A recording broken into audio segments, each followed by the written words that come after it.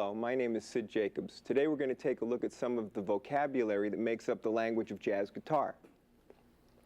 Some people say that jazz improvising is about scales and arpeggios, but this is an oversimplification and it doesn't accurately describe the true nature of jazz, and this is particularly true of the bebop dialect, which is more about embellishing guide tones. But we'll talk more about that as we progress through the video. To start, we'll take a quick look at the diatonic scales and take a look at an easy way to visualize them all over the neck. Now, I remember when I had to learn the 5 positions of the major scales and all the keys, it seemed like a lot of work, and it was. But within these 5 positions, there are recurring patterns, and by using these patterns and adding a simple position shift with the index finger, you're instantly playing 3-octave scales with symmetrical fingerings. Now, this is invaluable for the improviser because in each octave, the scale tone or chord tone is played with the same finger. And this allows you to instantly respond to musical situations or improvise by reflex. Let's take a look at the C major scale. Starts on the note B, and the fingering is 1, 2, 4, 1, 2, 4. Here we go, 1, 2, 4, 1, 2, 4. And then we land on the note A, on the 4th string. We make the position shift up to B, a whole step. We're on the same note that we started. Once again, 1, 2, 4, 1, 2, 4. We adjust for the 2nd string. 1, 1, 1, 2, 4, 1, 2, 4. So all we have to remember is 1, 2, 4, 1, 2, 4, 1, 1. It's 1, 2, 4, 1, 2, 4, 1, 1, 2, 4, 1, 2, 4, 1, 1, 2, 4. So there it is, 3-octave scales, first lesson, no problem. It's a lot simpler. Another pattern we see in the C major scale is from the 5th position, starting on A, 1, 3, 4, 1, 3, 4. We land on G, on the 5th fret, the 4th string. We go 1, 1, 1, 3, 4, 1, 3, 4 again. Adjust for the 2nd string. 1, 1, 3, 4, 1, 3, 4. There we are, 3-octave scale. 1, 3, 4, 1, 3, 4, 1, 1, 3, 4, 1, 3, 4, 1, 1, 3, 4, 1, 3. So now that we've taken a look at the 3-octave major scale, let's talk a little bit about the modes. And very briefly, the modes are commonly explained as scales that start on different degrees of the major scale. Like the Dorian mode starts on the 2nd degree, the Phrygian mode starts on the 3rd degree, and so forth. But this word starts causes a lot of problems, a lot of confusion for students not yet able to discriminate between music theory and music truth. For example, if the bassist is playing a D in the bottom and the chording instrument is playing a D minor 7th, D minor 11th, D minor 13th, the Dorian mode is already established or started when you play any note from the C major scale.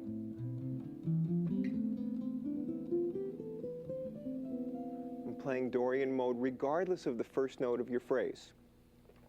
You're playing in the Dorian mode. So I hope this clarifies what's really a simple concept that causes a lot of confusion. Now let's take a look at the harmonic minor scale. The only difference between the notes of the C major and the A harmonic scale is that you play a G sharp instead of a G natural for A harmonic. So the shift from G to A would now become G sharp to A, but the fingering would remain the same. 1, 1, 3, 4, 1, 3, 4. 1, 1, 3, 4, 1, 3, 4, adjust for the 2nd string. 1, 1, 3, 4, 1, 3, 4.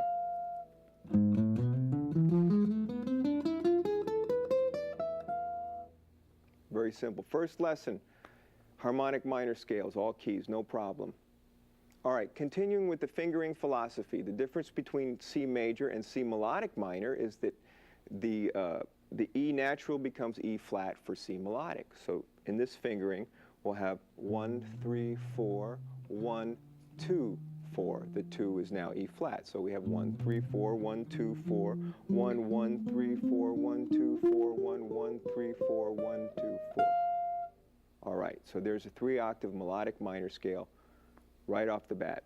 All right, now, I first came up with these fingerings. I was playing a bebop line, this line with a surround note. All right, so I was embellishing the A, the 3rd of the F7th, which is F Lydian dominant is another way of saying C melodic minor. This is the same scale. So that fingering is 1, 4, 1, 1, 1, and the same fingering scale the fingering for the scale rather, 1, 3, 4, 1, 2, 4, and then we play that idea again. 3, 4, 1, 3, 4, 1, 4, 1, 1, 1. So for an F7th,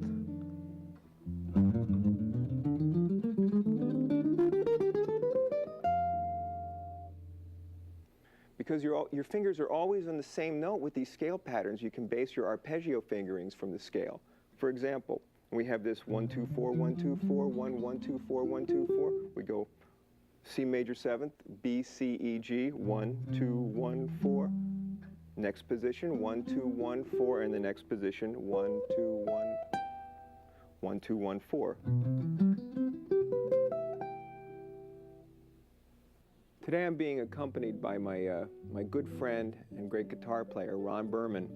And Ron's been an inspiration, and I just only hope that when he does his video, he'll call me to accompany him. Sometimes we add a triad or 7th chord arpeggio above a root. Like, for example, an A minor above an F will sound like an F major 7th. So here's an F major 7th chord. Now there's an A minor sound. There's the F.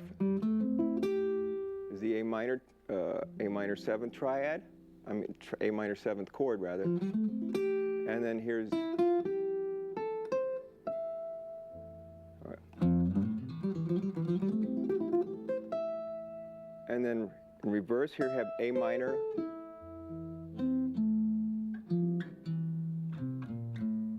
So here's the A minor. Now, with my right hand, I'm picking down, up, up, up, up, up, down, up, up, down, up.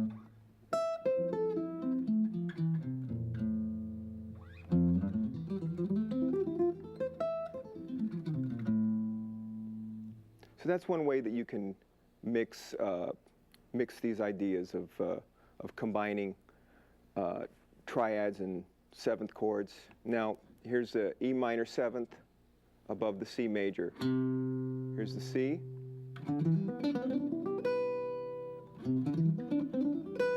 So let me show you this fingering. It's 1, 2, 4. Now down, down, down.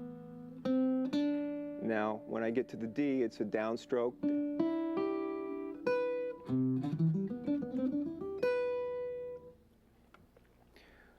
Other modern sounding uses for triads and polychords, we have triad pairs. For example, F major and G major triads. They come from the C major scale. They also come from the C melodic minor scale. Now we'll try using this over F major 7 sharp 11, D minor to G 7th, C major 7th. All those chords are part of the C major family. So right now I'll just have a D minor and a G 7th.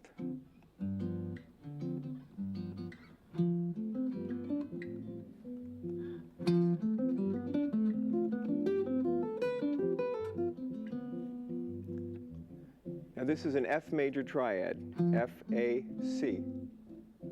And this is G, B, D, root position. Now watch the fingering, because it might not be your first choice of fingering. We might think of going like this, but I'm going to try and lay out the fingers so we'll always be prepared for the next note.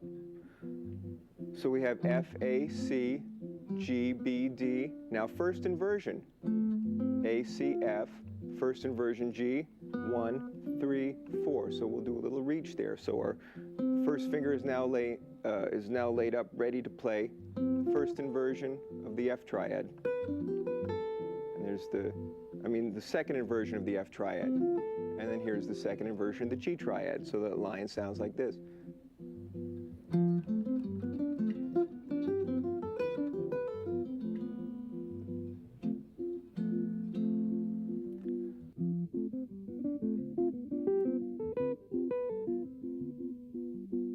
All right, now this also works with the chords from melodic minor, because the 4th and the 5th degree of melodic minor is also F and G. So chords from C melodic minor, we have F Lydian dominant, or B7th altered. That's sometimes referred to as the Hendrix chord. So B7th altered, and here's the same sound.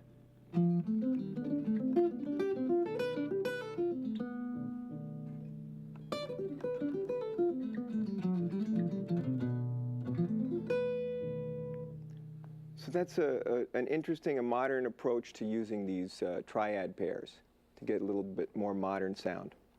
Another triad pair you can experiment with is F major and B major, and let me just give you the sound of that. Here's the F major, B major, F major. Now let me quickly look at the fingering. 1, 4, 4, 2, 1, 4, 3, 4, 2. Now the fingering is identical on the next set of two strings. 1, 4, 4, 2, 1, 4, 3, 4, 2. So let's 1. Now 1, 4, 4. Now here's a B triad, F triad, B triad, F triad, B triad, F triad, B triad, F triad, B.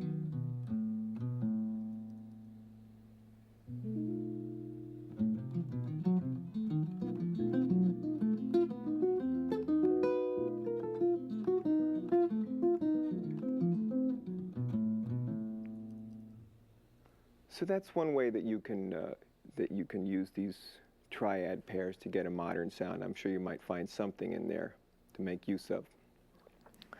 Now, I know that when I was first going to music school and I wanted to learn about jazz, they told me to learn the triads and all the inversions, and I thought, that's not what I want. That's not the sound. I want the exotic sounds, the sharp nines, the flat 13s, you know, all these jazz chords. I didn't want the cowboy sounds, but now I had to relearn all my triads and all my inversions. So back to F and B. Let's take a look at F.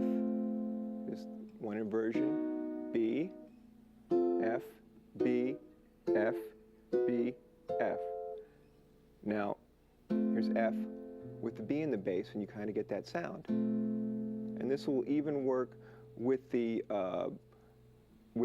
F7 flat 9 flat 5 and the B7 flat 9 flat 5. So here's the F chord with the B in the bass. Here's a B chord with the C in the bass. That's the fifth of F, and it's the next note up on that string. Now here's the F triad with the D sharp in the bass. That's the third of the B, and the next note up on that string. Continuing, here's B with the F in the bass, F with the F sharp in the bass. That's the fifth of B. And here's the B triad with the A in the bass, and that's the seventh. So here we have the sound.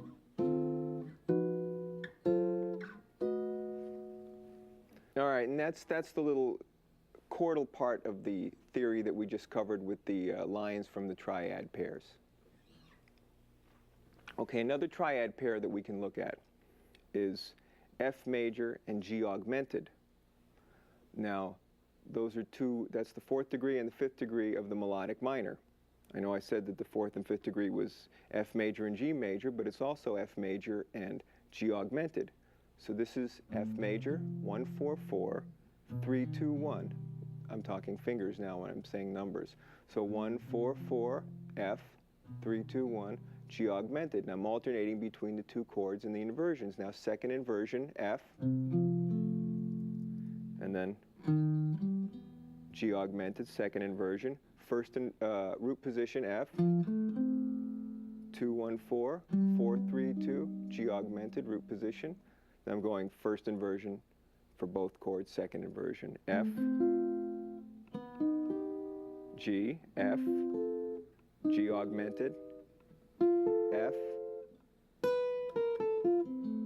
there's an F, G augmented, F, G augmented, F, G augmented. So the sound of that, let's say we're playing a B altered.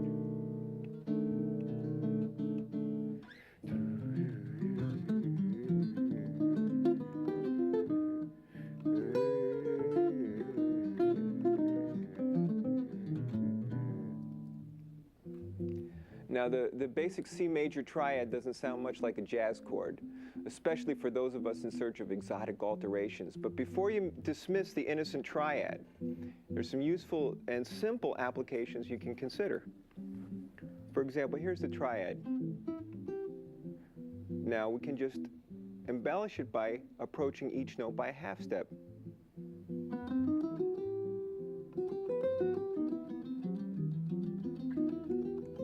Now this works, of course, for the C chord, but also works for a progression in the key of C. You don't have to make all the changes because a 1-6-2-5 in the key of C still surrounds the C. Now, one very common alteration, way we outline the chord is we'll go scale step above the C in the key of C is a D. Half step below is a B. Same for E, scale step above is an F to the E, half step below, and then scale step above the G is an A, and then half step below.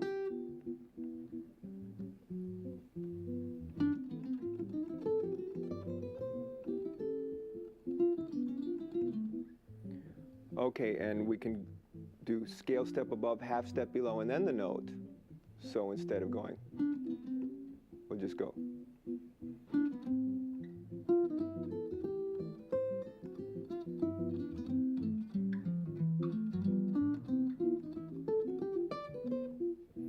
I know those of you who've been listening to a little bit of jazz recognize that cliche, but that's where the cliches come from. It's a very simple technique of embellishing the chord tones.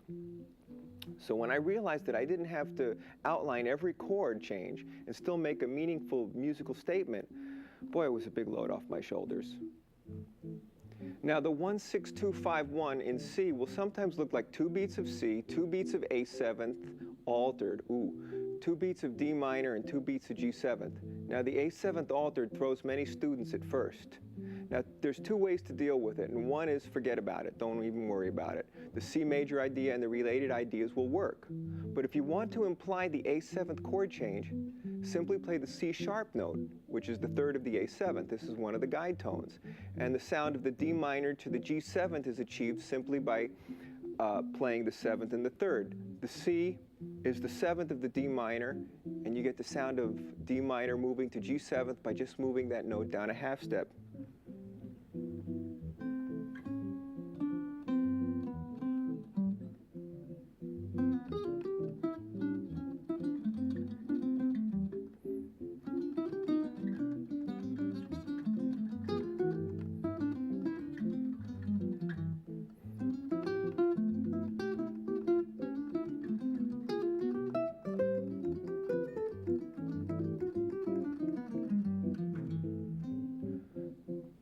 So you can hear the changes because there's the guide tones, and the embellishment of the guide tones are a big part of the bebop language.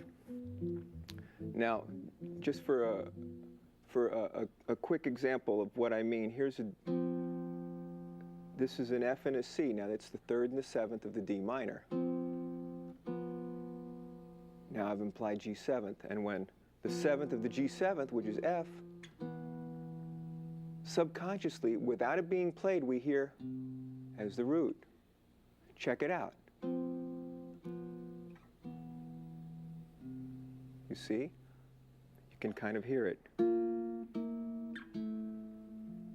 And you're hearing that as the root.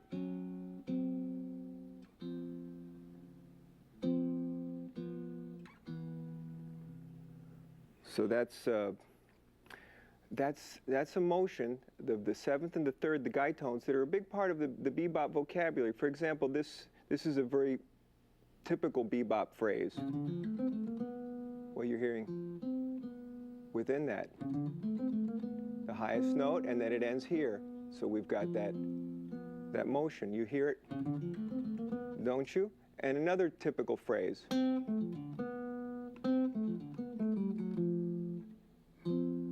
that's what I mean about the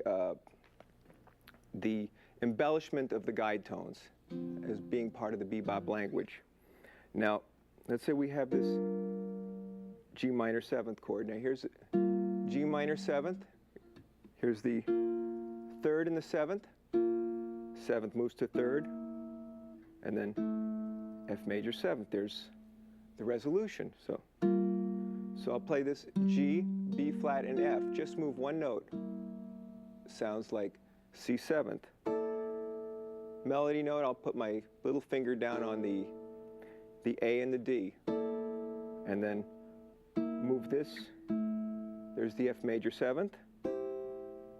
And then play the melody C and G. Now this looks like an A minor 7th chord, but the phrase sounds more like that's the root. So even though the root isn't being played, you hear it. Now here's the basic phrase. Now a jazz player might take a simple melody like this and embellish it. Clifford Brown, for example, used a phrase like that, and he would do something. So this is that G minor, embellished from above chromatically, and then the C 7th from below.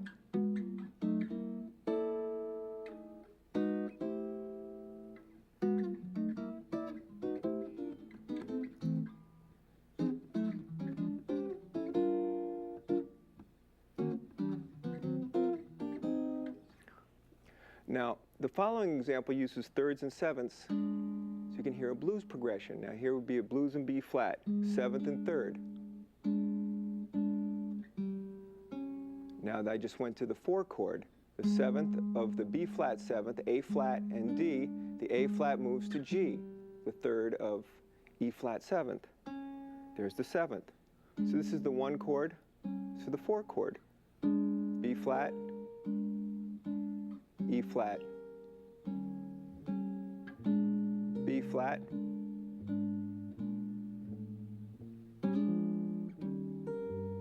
E flat.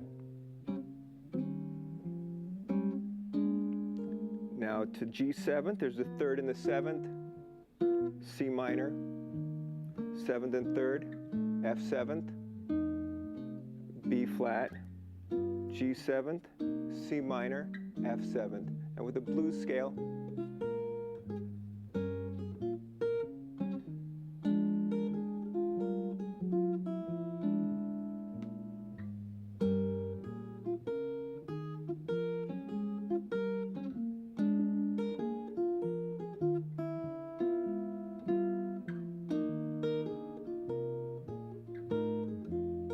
and the turnaround.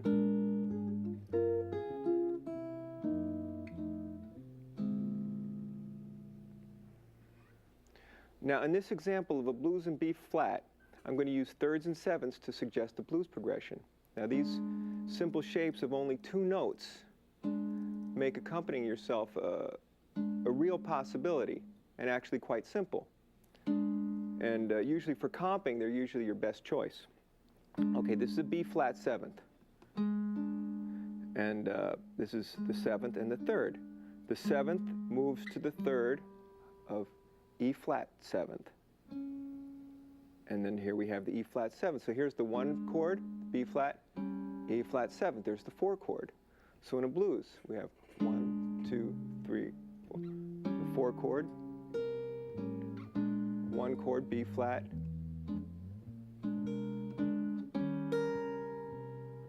and then there's the 1.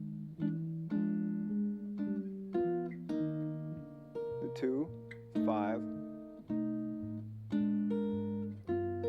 turn around,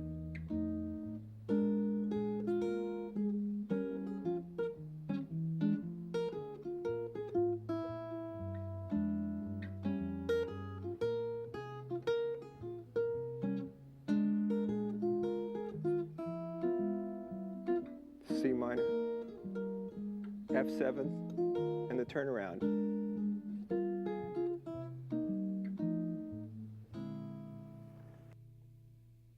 Now let's move on to looking at 4ths. To begin our examination of how we might apply fourths, which is a pretty modern sound, but we'll start with the fourth triad. Now, in traditional harmony, when we learned triads, we learned inversions. So we'll do this with the fourths as well. So we should become familiar with the fourth shapes. Now, here's perfect fourths: A, D, G. Those are fourths: A, D, G, A, D, G. So here, 2, 3, 4, 1, 2, 3. Go up to the highest note in the phrase. All right, so this is, now in case you're not familiar with fourths, very common sound in modal music and modal jazz. But that can get a little, sounds good, but it can get a little boring, so we want to get some of the inversions worked in there. So there's one inversion, another inversion, and another. So let's take that phrase, 4, 3, 2, 1, 3, 2, 1, 4, and I'll just vary it a little bit, just 1, 4, 3, 2, 1. Now, if we want to get a little outward bound with this sound, we can go up chromatically with these inversions. That's the next inversion, the next inversion, and then, so the sound would.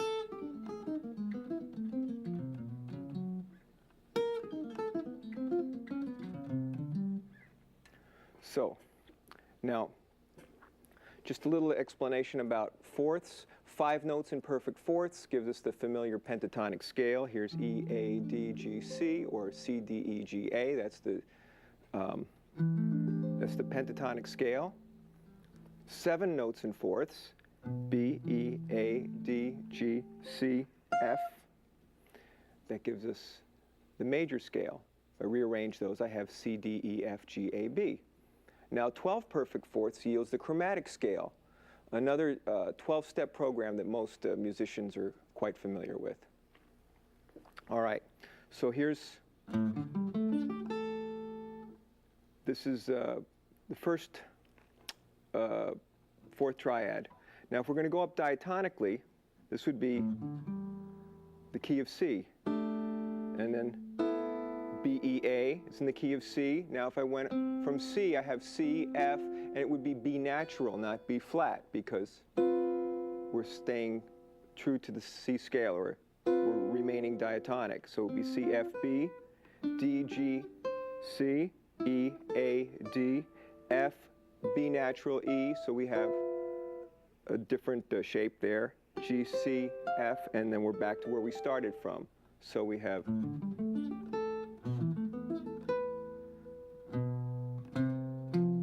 C, F, B, D, G, C, D, G, C, E, A, D, E, A, D, and F, B, E, F, B, E.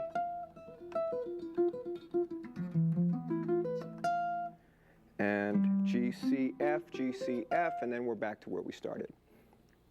All right, so one of the things that we can do to make lines and make use of these fourth triads, we'll take this fourth triad and move it in fifths. So I have B, that would be my starting note. I'll play that triad from there, the triad from F, and the triad from C.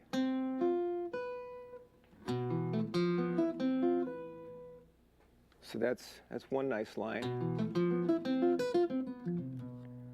What I'm doing is I'm going up, when I get to the last one, I'll just go down the inversion, and I end on the same note I started.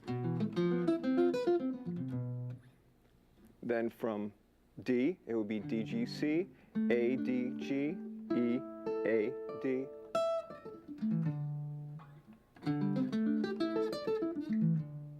From E, E, A, D, D, B, E, A, F, B, E.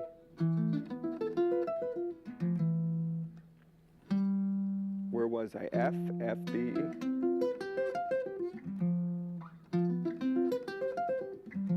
From G, G, C, F, D, G, C, A.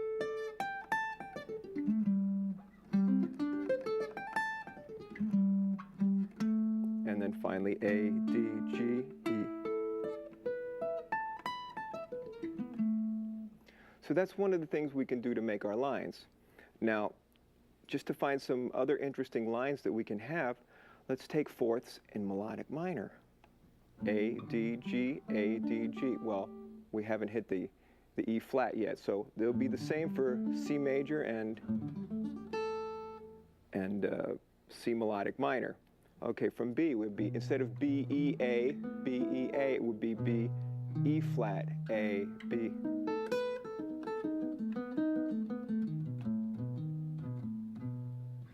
And then from C, C, F, B, C, F, B, same in both. From D, D, G, C, D, G, C. Same in both. Now we have E flat, A, D. And then F, B, E flat, F, B.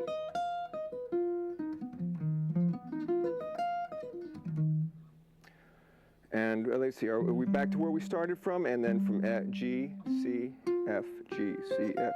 So now we're back to where we started from. So we've done the same thing we just did for the major scale for melodic minor in fourths. And the same kind of run, let's say we have B, E flat, A, go up in fifths. F, B, E flat, C, F, B.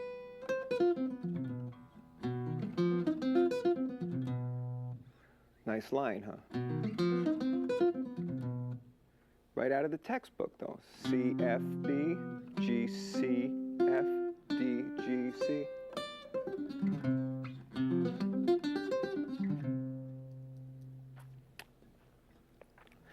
And let's have a B altered. So you just hear how these things will sound in the context of a chord.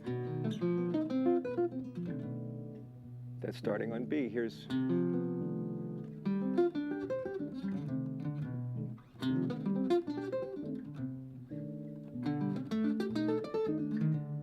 that's from D, and from E flat.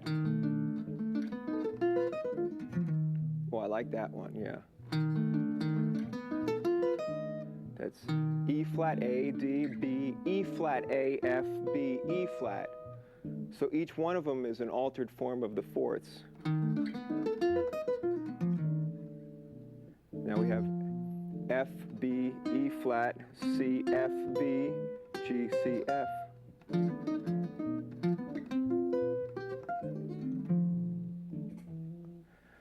Wow, there's so much to work on, huh? But let me just touch on a couple of the things with the fourths, because we also have, like I said, 12 tones. So here's, if we go 3-note chords in fourths, moving in minor thirds, 4 times 3 is 12. That's all 12 tones. So if you know the cycle of fourths, you see C, F, B flat, E flat, A flat, D flat, G flat, B, E, A, D, G, and we're back to where we started from. So let's say I wanted to use this as the upper parts of a D7 sharp 9. Like, where am I going to use this idea?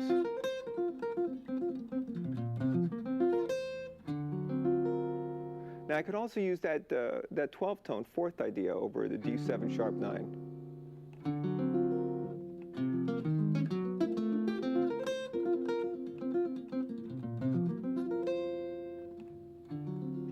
So that's one way of manipulating some of these ideas. Now another thing that we can do with these, here's the same thing up a whole step, for an example. Now I can take D, G, C, and then play it forwards and backwards.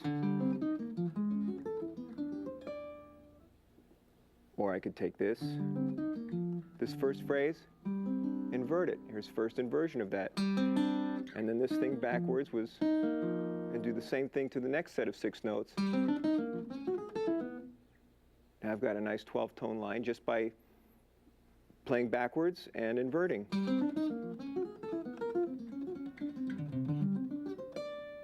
Combining with the previous idea we just did, so.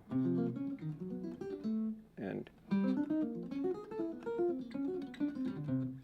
so similarly, what we can do with these fourth shapes, like 3-note fourths, moving in minor thirds, 4-note chord shapes in fourths. Look at this, F, B flat, E flat, A flat, D flat. Now I've just moved this shape down a major third. D flat, G flat, B, E, A, D, G, C. So this is all 12 tones. 4-note chords move down in major thirds. Now this line might be a little cumbersome to play, so one of the things we can do, we can take this shape, for example, I'll take this one, and I'll put this A flat on the top string on the 4th string. And then this next shape here, I'll take the low note and put it up an octave. So I have, and then I'll take these 2 notes and put them up an octave. So make a nice 12-tone line.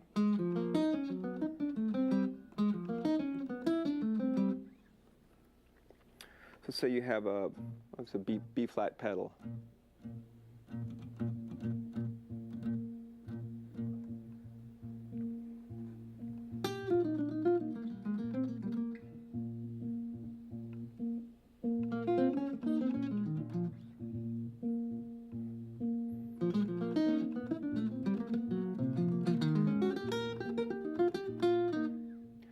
So that's a freedom square dance.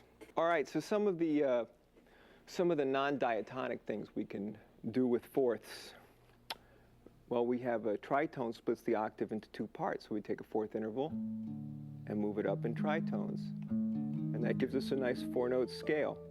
Now this is, if I'm basing it on the A and the E flat, I might try that over an F7th chord. This is what happened when a lot of jazz musicians started to go to school and they started to study the music of the 20th century composers. They started to get into a little bit more of the modern concepts. And some of it involved atonal music. And so they would learn a line like this. I say, wow, that sounds good, but how am I going to use that in the music that I'm playing? Well, the A and the E flat. So this is some of the solutions that we've all come upon. Okay, so here's the A and the E flat. Now A and E flat, those are the color tones of the F7th. So if we heard an F7th chord, this is the 3rd, the 13th, the flat 7th, sharp 9. Now that's also going to work exactly the same for a B7th. So if we play the B7th,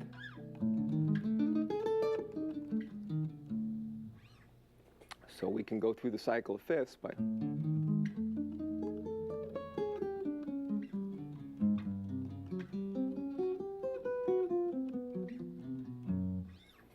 so that's one of the ways that we can use that. Now, back to, if we split the octave into 3 equal parts, that's 12 divided by 3 equals 4.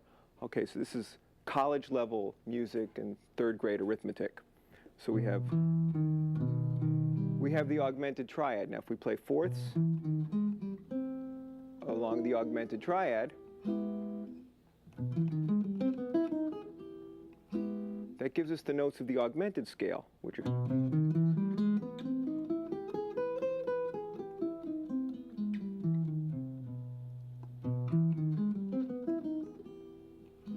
so if we had a C major 7 sharp 5, we might use this. But this will also work just as well for an E major 7 sharp 5. Or an A flat major 7 sharp 5.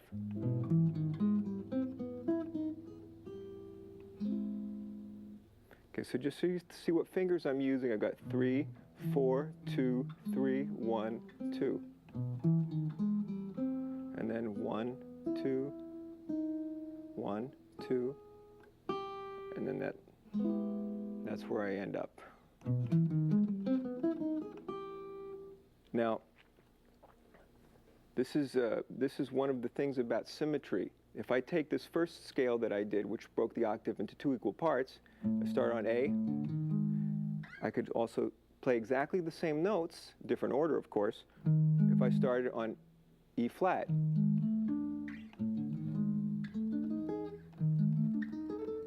And similarly, what I just did with the augmented triad in fourths, I start on B, I could also start it on, and I'll end up with the same notes for C major 7 sharp 5. You listen. And if I start it on, so I'm going to accomplish the same thing, play the same notes, but move it up in major thirds. Okay, now a scale that some of us are familiar with is the diminished scale, and we get that by playing the fourths. Here's a fourth interval, moved in minor thirds.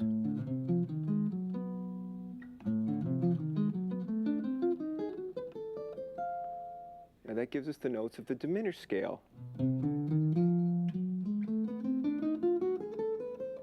That's the diminished scale, and here's the fourths. Now, sometimes you play stuff like this, and it sounds a little like you're playing an exercise. So one of the ways to kind of change it around a little bit is pick it forward, backwards.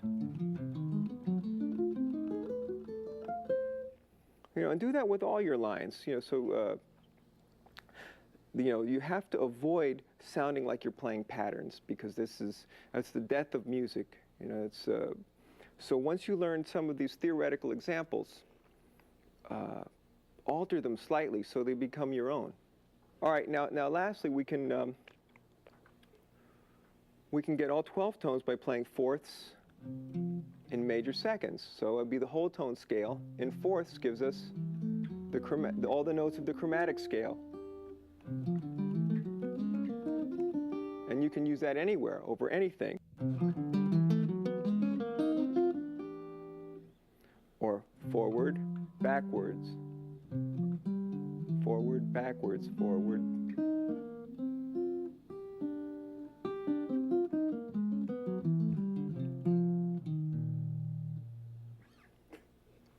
Wow. What do we work on? There's hundreds of things to practice that we haven't even thought of yet. It's quite humbling. And every musician comes to this realization. Eventually, if you keep focused, you'll find your own voice, which was always there. And with that voice, you'll sing from your own experience and your own consciousness. This is creativity, the source of music and everything else. Some of us get hung up on how to organize our studies, how much to practice this or that, what do I work on. Too much emphasis, I think, is placed on concerns of organization and creating a style. If you just go straight ahead and work on whatever is compelling and relates to what you want to play, your voice will emerge naturally without forcing it. The energy will flow, and this is the reason we all love to improvise. So until next time, take care.